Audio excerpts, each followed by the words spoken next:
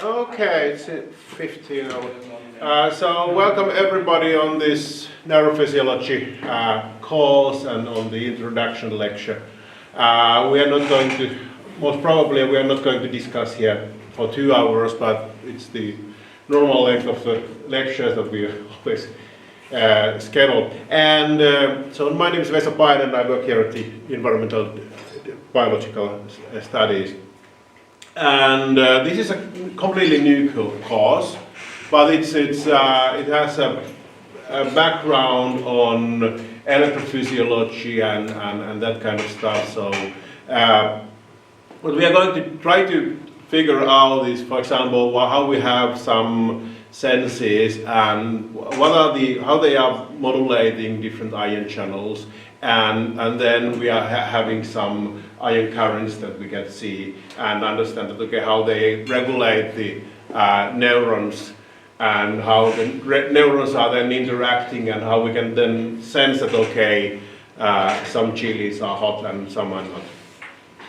And as you have seen in the OD, this is the only lecture of this course.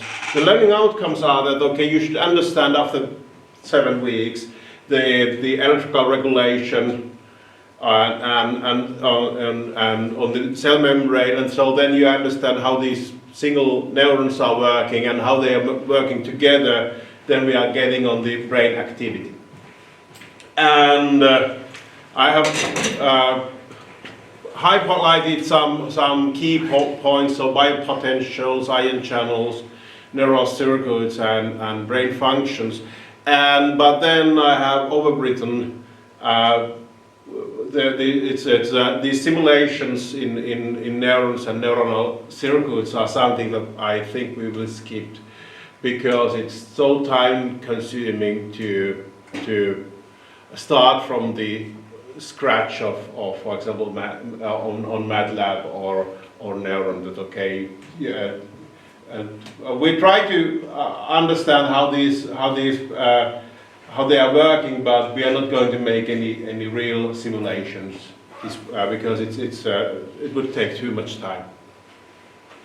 And then we are going to use flipped classroom pedagogy. At least the Finnish students know quite well that, we have had plenty of these kind of stuff that, if you want to listen to my lectures, you can do that at your own time and without coming to the lecture room. It's pretty boring to have monologues all the time in the lecture room. So that's why we have these online content that where you can find all the information, and then we are gathering together every week to do some group work and exercises on those ideas, and then it's a very good place to ask any open questions that I didn't understand that, and etc. And there are some.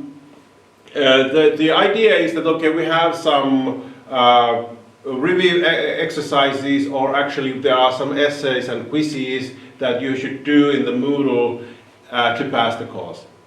So we are not going to have an exam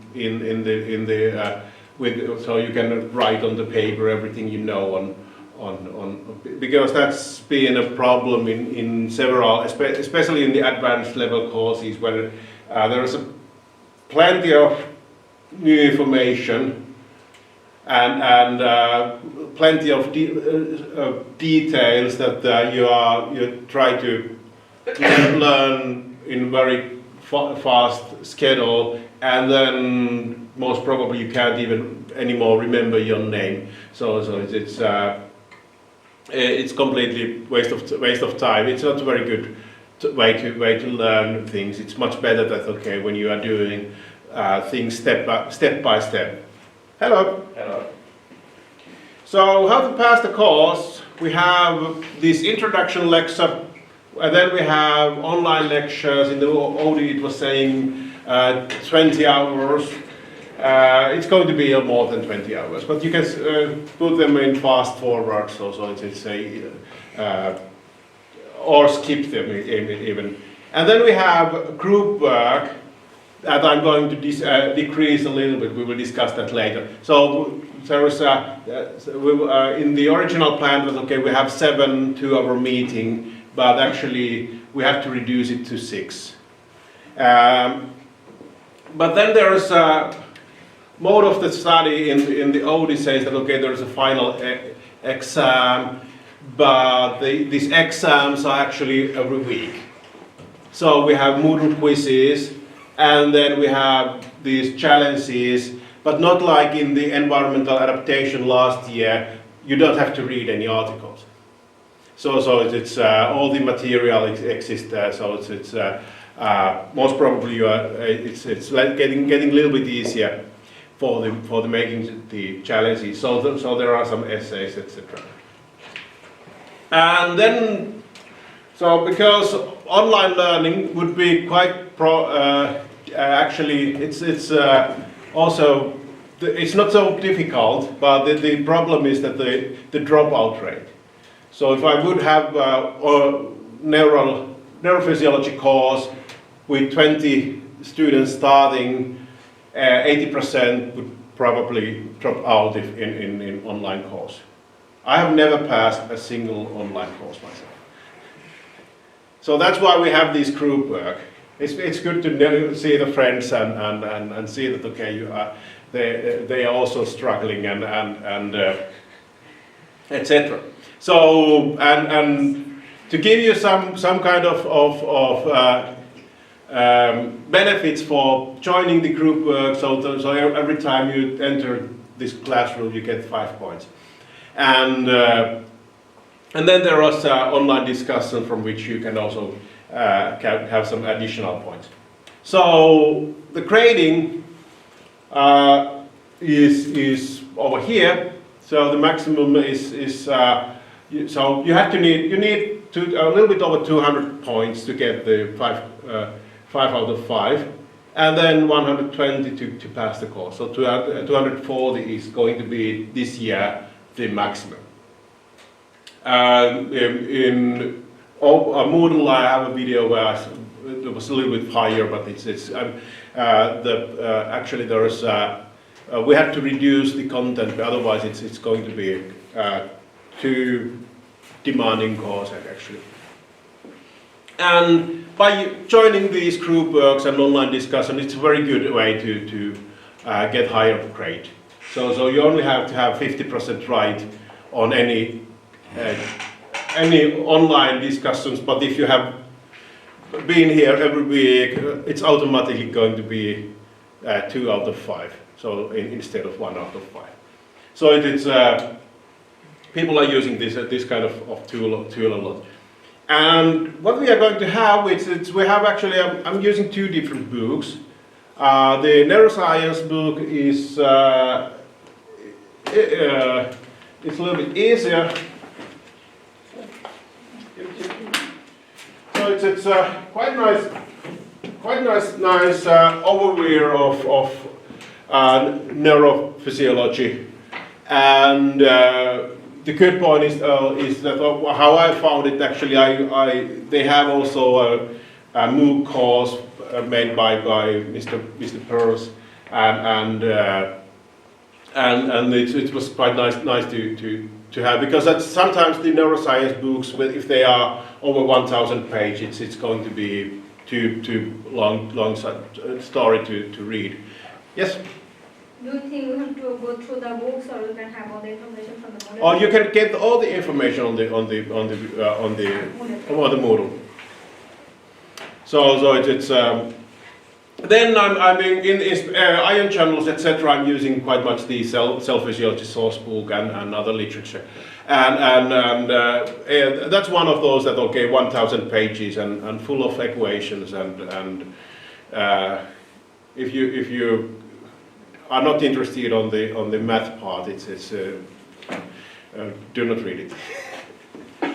But the content is that we will start with the electron diffusion and ion channels, And then after getting some kind of overview that, okay, what kind of ion channels we have and why we have 100 different potassium channels, etc., then we will try to get them working together to regulate the membrane voltage and what kind of ion channels are active in different parts of the action potential and why the action potential is moving one way in the axons, etc. And then the third week is going to be fully on the synapses. So we have electrical synapses, we have different kind of neurotransmitters, how we can synthesize the neurotransmitters, how we can metabolize them, what kind of receptors they are doing and operating, and what are the consequences of these the neurotransmitter receptors, etc. And then there will be a little bit on learning also, so how we can modulate the synapses also. And then after that we get on the sensory processes, that this is, all these are quite something that you have already learned quite a lot in the bachelor level courses. So it's on the vision and on the hearing, etc. But it's most probably giving you some new information on how they are working. And then we are going to work on the neural movement of the control of movement and on the changing brain. So a little bit on the brain development and how the brains are plastic. So if we have brain damages, why something can be, we can replace some parts of the brain, but not all, and etc. But unfortunately, the last week, cognitive neuroscience, yesterday I rescheduled my calendar, and I noticed that okay, I can start to make these 7th week lectures on the day when they should be. You should already be studying it. So that's why it's going to be impossible for me to have this last week content this year. But although it would be very nice, it would be actually the most interesting part of the neuro. So why we are learning something, and not only learning, but we also forgetting things, and why we are sometimes angry and etc. So how these emotions are regulated, but I want to do that week also, that content also carefully. I found some new cognitive neuroscience books, and I have not even opened them. So it's but better to do it for 2022 or something like that. And what we should, I will first give you some idea that okay, what we are going to have in the first week. So it's after that we can decide that okay, we have now scheduled on this room 7 contact meetings. So you can actually decide okay, which of these you want to skip. We will start anyway in the ion channels and transporters. And there is plenty of work. There is 274 PowerPoint slides, about 6 hours of video lectures. And then, but the good part is that, okay, you can have the fast forward. And some of them are something that you already know.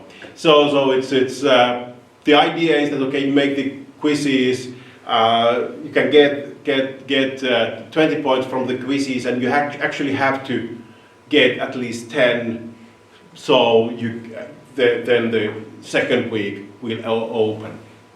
The second week will be a little bit easier, so there is the action potentials and etc. We only have 3 hours of video lectures. 3 hours of video lectures actually means pretty much the same as 6 hours of regular lectures. So it's quite much information. But on the other hand, my PowerPoint slides they are not packed with the text so much. So it's a little bit easier than in some other courses. And then the third week is on the synapses, and it's going to be again quite a lot of information, because I'm still working on the last videos, but it seems to be that it's going to be about 5 hours of video lectures. So there seems to be that there's quite much information available, and how the neurons are communicating, and because I wanted to have some overview of all these neurotransmitters, etc. So that's why it's taking more time. And then on the sensory processes, on how these senses are operating, it's going to be also 4 or 5 hours of lectures, as well as on the fifth week, so neural control of movement and the changing brains. So all these are pretty much in the same same kind of schedule. So there are video lectures, and there's a quiz section. I try to put them in smaller sections, so there are more than one quiz section for each week, but the total points that you can get is 20%, so 50% of the weekly points that are available. And then there are some challenges where you have to figure out that, okay, what are the consequences of, for example, some sodium channel mutations, etc. But as we have seen, it's the 20 hours divided to 7 would be 3 hours of lectures per week. And now we have already in the first 3 weeks several weeks with 5 hours of lectures. So that's why it would be almost crime against humanity to put you work also the cognitive neuroscience. So that's why I will skip it. And therefore we are going to have also one less contact meetings. So how is your schedule? Which of these meetings is not is something that you're not going to participate? Is it in the beginning or in the end, or so if you have calendars, so it's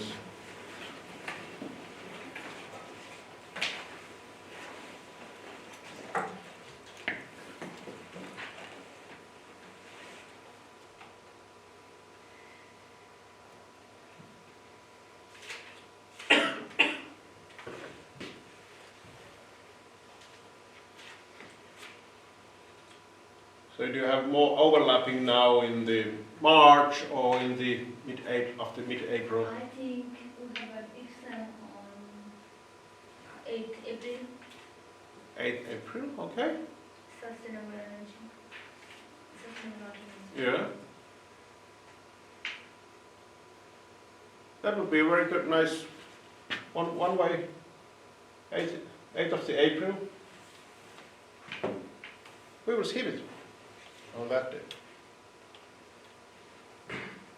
It's kind of a re-exam, right? Like, Yes, but I think in the past phase I can't do it, so they're going to be obligatory for me. Okay. it's kind of a re-exam. And what are the timings for the exam? I don't know, but in the exam day it's difficult to do something else. But we can skip this meeting on 8th of the April. No problem. We have already done it. So it's because anyways it's if you have large exam on that day, and if we would have 4 or 5 hours of lectures, of which at least some of them should have been done. So it would be too demanding. So let's just move these changing brain in the last week. And please. Okay, now we have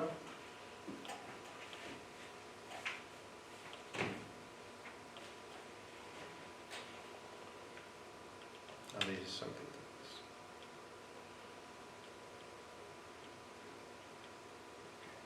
Okay, so now we have the timetable that is better for you, and actually it works for me also a little bit better, so I have more time for these last lectures. Although I've not been doing much anything else since the start of the January, but it seems to be that I'm too slow on these video lectures, always.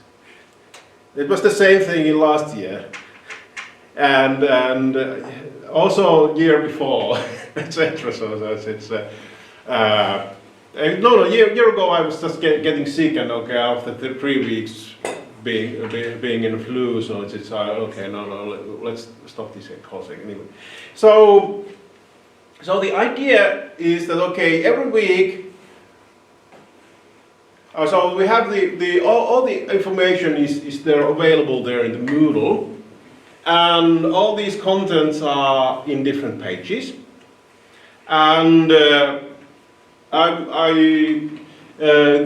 idea is that okay, over here in the lower row you can see the action potential. There are some limitations. So it's if the chemiosmosis quiz is completely unpassed, and the ion pathway actually should be also big. Well, we can mark that. Okay, I have marked it's completely. Then so it means that okay, you have to first at least check that okay, what is the content in the first week. If you already know everything, you can just make the quizzes and go on the second week, etc. But so it's not going to open if you are not getting 50% right on the quizzes. And in these individual weeks, we have the 3 green marks, these books. They all have these video lectures. There might be 3 video lectures or 6 video lectures, anything between them. And you can easily check from one to another. Then we have some external YouTube videos that if you want to have more information, there are some. I try to get if you have any Nobel laureates or any other researchers that are much wiser than me on saying on the structure of sodium channel, calcium channel, etc. These are very nice lectures also, but they are just additional information. But then we have these with the right marks, so these quizzes that are something that you should do for every week, because otherwise, otherwise you can't get access on the second week content. And then we have the challenges, electrophysiology in the first week. There we have some questions on, for example, that okay, we have this and this kind of ion currents through sodium channel, and what are the consequences? There's a mutation, and what are the consequences? How it's been changed? And most probably you are able to understand it after seeing the videos on the sodium channel inactivation, etc. And of course, there in the lowest part, there is the chemiosmosis and major cation channel PDF. I'm going to add there also on the other ion transporters. That's the third book there. There should be also the PDF available. So if you are not wanting to watch any video lectures, you can also just get the PDF and mark your quizzes completely. And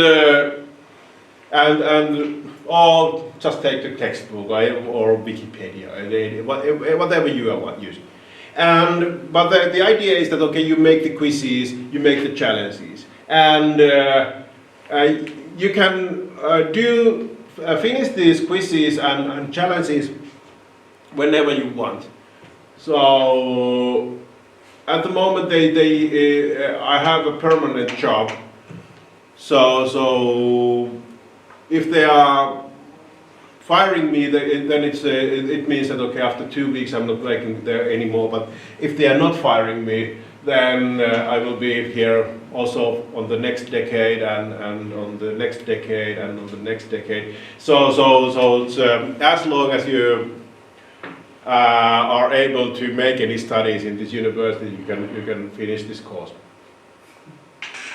In the mid-April, I start to check on this because and even before you can use it also. In Moodle we have this grading tool where you can see that okay, what kind of what are the grades you have in the course. Because if you are making the quiz, it will just immediately give you that okay, you have get 5 points over there, etc. And it seems to be that I have not made any grades except on the chemiosmosis. I have had only 50% right. But in any way, the good point is that okay, I can get the sum that okay, I know I have 130 points, and I know that okay, how many points I need for passing the course or getting the grade I want. And in the mid-April, so on the end of this contact meetings, etc., I'm going to check that okay, who of you have already passed on the course, and of course I'm giving immediately the grades for the course. But then even if you are graduating from graduating this course, it doesn't matter if the grade is low and you are still working on some essays, so you can always get it higher grade. And even when you have done everything, you can just remake the quizzes or even the challenges. So it's I think it's a fair game that okay, whether I don't care what is how many times you have done the quizzes to get the excellent if you want the excellent grade. But it's much easier. Important that okay, you can get the grade you want, and there's a kind of objective method that okay we are using for calculating that okay, what is your grade.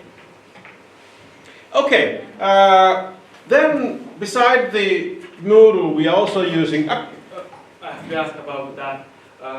Okay, if I get grade like number 2, and then takes 2 months and I remake the quizzes, do I have to notice you that okay, I have made them again, or in theory, no. In practice, yes. Okay. So I try to, all my courses are available year-round.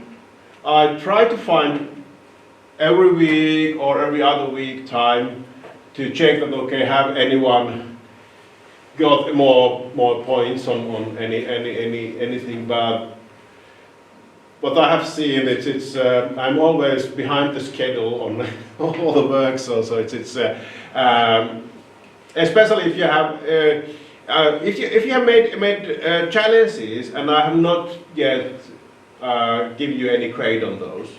So in that case, just email me and that's the easiest way. And then if you have made.